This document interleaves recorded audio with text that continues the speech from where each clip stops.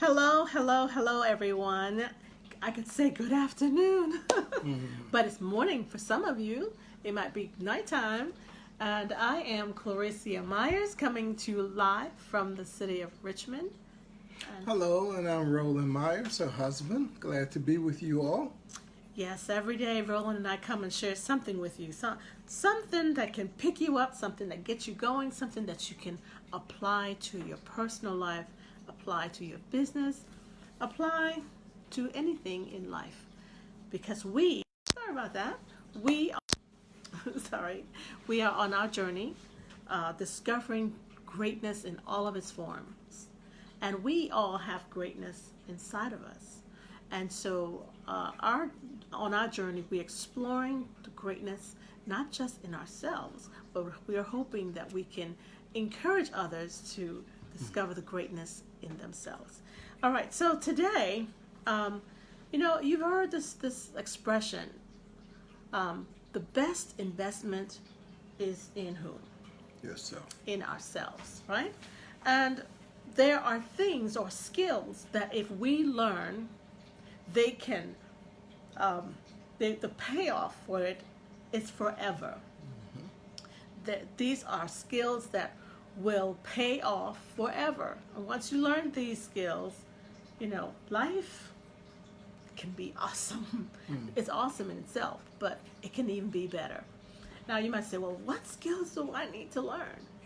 And in fact, if we learn these things, there's no time for us to be looking at somebody else and say, looking at other people and trying to compare ourselves. There's no time for that because we need to focus on ourselves, right? Hi, Janice. Glad that you could join Roland and me. Thank you Janice. for joining. Yes. All right. So, skill number 1. You want to start first? You go ahead. Okay. Learn how to learn. A lot of children, especially sensory school teachers, we see children that come into the classroom and there's some who pick up things very quickly. They don't need to, they just listen closely to the teacher and whatever's being taught, they pick up on it quickly. But then, when they get older and go to college, the teacher doesn't necessarily go through each chapter. They say, okay, you need to read these 5 chapters and summarize it or whatever. And it's like, I don't know how to do that.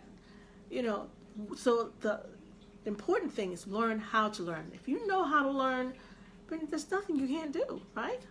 And if you need a model, you ever looked at a reporter, listened to a reporter when they report on something? They report on everything about whatever they're reporting on. What lies beneath the report, above the report, around the report, especially those people at CNN. I mean, anything you want to know, they're sending experts to tell you everything. I mean, they donate hours on one particular thing. So the thing is asking enough questions. Right. But then, we also need to then be able to glean, get those who, what, when, where, why, how, those questions, and, zero in, learn how to learn, get the most important facts. A lot of times asking enough questions about something can be a problem. We may not know what questions to ask. But good people to look at are news reporters, especially those investigative reporters. Any and everything that you want to know, they got an answer for. They would ask questions about it. All right. So that's number 1. Number 2, be able to adapt, improvise, and overcome obstacles. If you can't adapt, something happens. Sometimes even the best laid out plans, something can go wrong.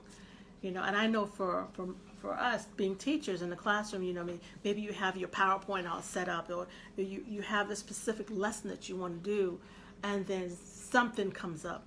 You have to be able to think on your feet quickly. So be able to improvise, be able to adapt, be able to overcome obstacles and challenges. All right. Number 3, meditation or meditate. That's not something that's easily done. It takes practice. If you can meditate, meditating is being able to tame your mind, train it, so that you can make better decisions.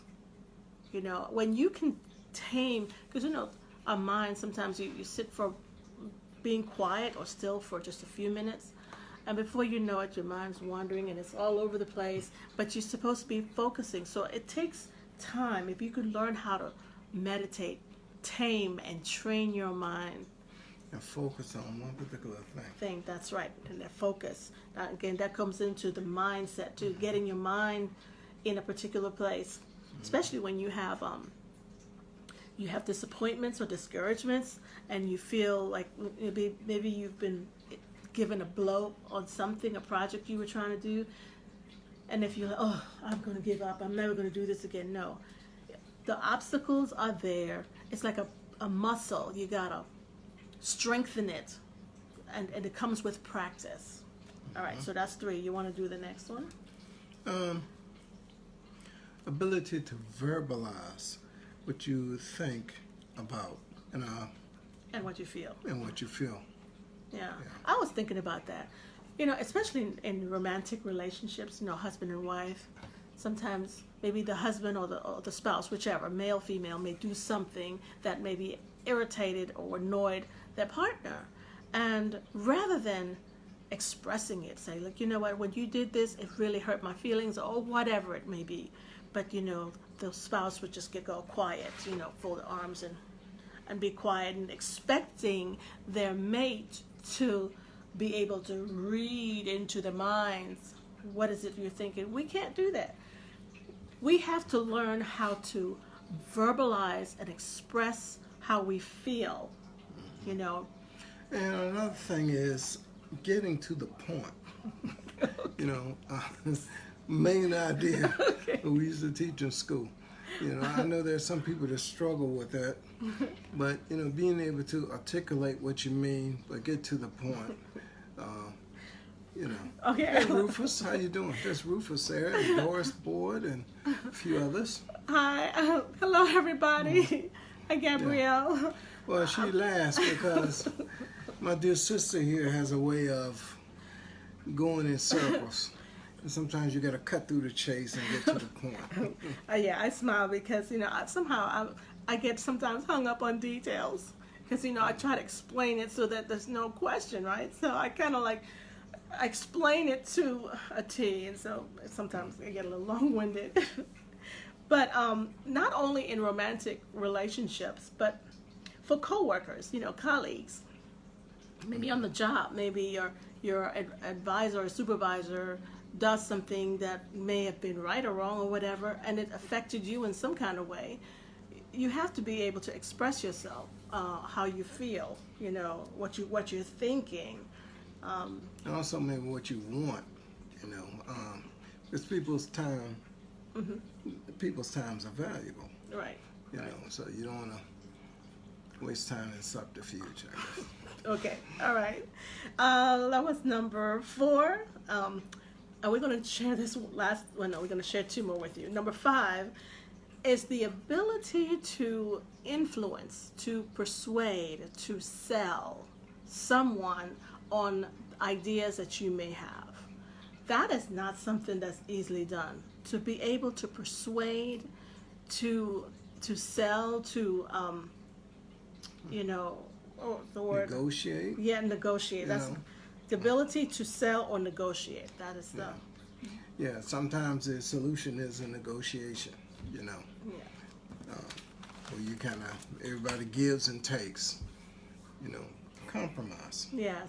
There's several others, but we're only going to share these first 6, and we'll share some more tomorrow. But the last one that we're going to share is knowing the power of silence. Knowing when to, I don't want to say shut up, but knowing when to be quiet, close your mouth, That's an art. Just to know when to be quiet. Know when to listen and learn from the person that you're speaking to.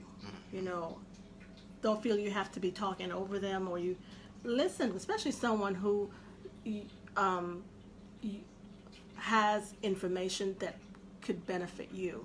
Listen to them, knowing when to be quiet, especially that goes back to negotiations. Maybe you have an idea or concept that you're trying to persuade someone to think along the lines, maybe to be an investor or something like that. Yeah, and remember that rule, if at all possible, try to be the last one to speak. That's right. Okay. That way you would have heard all that needs to be said, and what you would say would be the last thing, and it'll bring more value in what's being discussed. Right. So these are just 6 of, I think they're like maybe almost 15 tips that we can all benefit from. If we learn these skills, the payoff is forever, right? So every day, Roland and I try to bring something that can help you in your personal life, in your business, in anything. And we just thank you for joining us. Tell us where you're tuning in from. And if anything that we have said resonates with you, do share it out. We do appreciate somebody else might be able to get the benefit of it too. I also have listed in the description a link to a free webinar for people who are entrepreneurs. This is where you get valuable information, and it's free. But you do have to register with register for the webinar tonight. It always starts at 9 p.m.